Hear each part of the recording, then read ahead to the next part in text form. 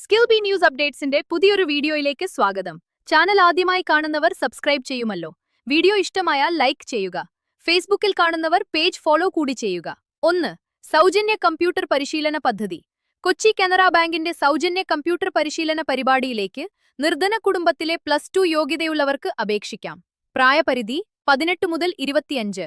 Phone 9349323676. ബാലപുരസ്കാരത്തിന് അപേക്ഷിക്കാം.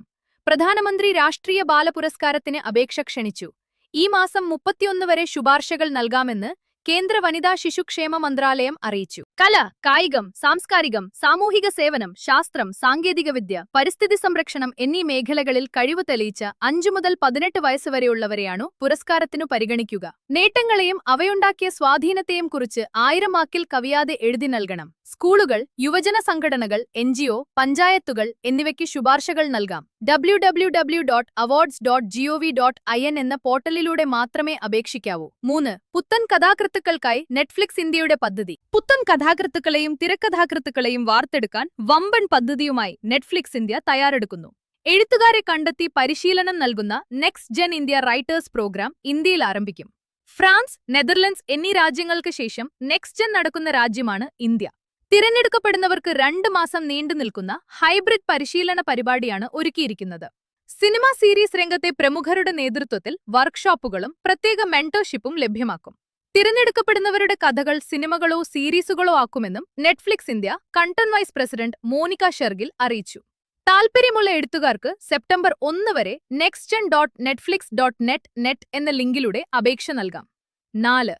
Bank of ഇന്ത്യയിൽ credit officer. 779 ഒഴിവുകൾ. ബാങ്ക് ഓഫ് ഇന്ത്യയിൽ ക്രെഡിറ്റ് ഓഫീസറാകാൻ അവസരം. ഇന്ത്യയിലും വിദേശത്തുമായി 5200-ൽ പരം ശാഖകളുള്ള ഈ ദേശസാൽകൃത ബാങ്കിൽ ഉയർന്ന ശമ്പളത്തോടുകൂടി ജോലി ചെയ്യാനുള്ള ഒരവസരമാണിത്. ഉന്നത പ്രമോഷൻ സാധ്യതകളും ഏറെയുണ്ട്. ജനറൽ ബാങ്കിംഗ് ഓഫീസർ തസ്തികയിൽ വിജ്ഞാപനമനുസരിച്ച് 779 ഒഴിവുകളാണ് ഇപ്പോൾ ഉള്ളത്. ഇതിലേക്ക് ജൂലൈ 20 വരെ ഓൺലൈനിൽ അപേക്ഷിക്കാവുന്നതാണ്. ഇവയിൽ തന്നെ middle management grade scale 2, middle management grade scale 3, senior management grade scale 4 എന്ന വിധത്തിൽ വ്യത്യസ്ത തസ്തികകളുണ്ട്. ഓൺലൈൻ പരീക്ഷ എറണാകുളം, തിരുവനന്തപുരം, കോയമ്പത്തൂർ, ചെന്നൈ, ബംഗളൂരു, പനാജി തുടങ്ങിയ സ്ഥലങ്ങളിൽ എഴുതാം. അപേക്ഷിക്കുന്നതിന് വെബ്സൈറ്റിലെ കരിയർ പേജിൽ ചെന്ന് അതിൽ പറയുന്നത് പ്രകാരം അപേക്ഷ സമർപ്പിക്കണം. ഇതിന് വിജ്ഞാപനം വിശദമായി വായിക്കുക. അപേക്ഷ നൽകുവാൻ അവസാന തീയതി വരെ കാത്തുനിൽക്കണമെന്നില്ല എന്നതും ഓർക്കുക. അപേക്ഷ ഫീസ് നികുതി ഉൾപ്പെടെ 850 രൂപ. പട്ടിക ഭിന്നശേഷി വിഭാഗത്തിന് 175 രൂപ. വിവരങ്ങൾക്ക്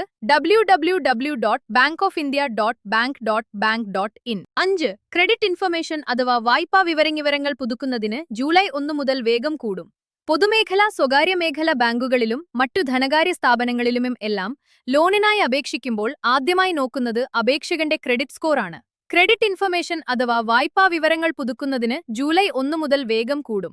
2024 വരെ മാസത്തിൽ ഒരിക്കൽ മാത്രമാണ് ബാങ്കുകൾ അടക്കമുള്ള ധനകാര്യ സ്ഥാപനങ്ങൾ നമ്മുടെ വായ്പാ വിവരങ്ങൾ സിവിൽ പോലെയുള്ള ക്രെഡിറ്റ് ഇൻഫർമേഷൻ കമ്പനികളുമായി പങ്കുവച്ചിരുന്നത്. ഇത് 2025 ജനുവരി 1 മുതൽ 2 ആഴ്ചയായി സമയപരിധി നിശ്ചയിക്കപ്പെട്ടിരുന്നു. ജൂലൈ 1 തീയതി മുതൽ മാസത്തിൽ 4 തവണ ഈ പങ്കുവെക്കൽ നടക്കണമെന്നാണ് RBIയുടെ ഉത്തരവ് വന്നിരിക്കുന്നത്. ഈ വായ്പാ വിവരങ്ങളുടെ അടിസ്ഥാനത്തിലാണ് സിബിൽ പോലെയുള്ള ക്രെഡിറ്റ് സ്കോറുകൾ നിർണ്ണയിക്കുന്നത്.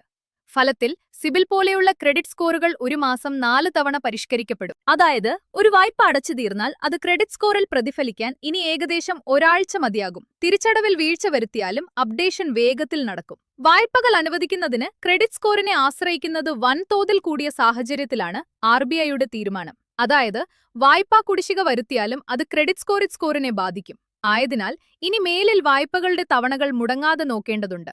വായ്പ നൽകുന്ന സ്ഥാപനങ്ങൾക്ക് വായ്പ എടുക്കുവാനായി വരുന്നയാളെക്കുറിച്ച് കൂടുതൽ കൃത്യമായ വിവരം ലഭിക്കുവാനും തീരുമാനം സഹായിക്കും. ഓരോ മാസവും 9, 16, 23, മാസത്തിന്റെ അവസാന ദിവസം എന്നീ 4 തീയതികൾ അടിസ്ഥാനമാക്കിയ വായ്പാ വിവരങ്ങളാണ് സിബിൽ പോലെയുള്ള ക്രെഡിറ്റ് ഇൻഫർമേഷൻ കമ്പനികളുമായി ബാങ്കുകൾ പങ്കുവെക്കേണ്ടത്.